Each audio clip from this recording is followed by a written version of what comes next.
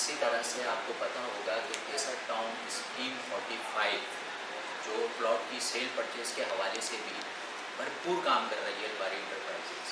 तो वहाँ पे अभी TCL का जो है वो प्रोग्राम रखा गया है और 2019 से अलबारी इंटरप्राइजेज जो है वो उसके अंदर स्पॉन्सर कर रही है और चुनाव जो ये क्रिकेट अकेडमी है इसको सपोर्ट कर रही है। तो देखने वाले जितने भी लोग हैं गुलशन मेहमान के, उनसे मेरी गुजारिश है कि इस पर ज़्यादा से ज़्यादा ताउन करें, क्योंकि स्कीम 45 केसर टाउन हमारा अपना केसर टाउन है और हमें चाहिए कि इसके लिए बढ़ चढ़ के हिस्सा लें। और इन लोगों की खिदमत जो भी चुनाव क्रिकेट अकेडमी है ये बहुत अपनी एफर्ट डाल रही है और इससे हमारे लिए बेहतरी है कि हमारा रेट भी बेहतर होगा इंशाअल्लाह ताला और लोगों का रुझान भी इधर बढ़ेगा।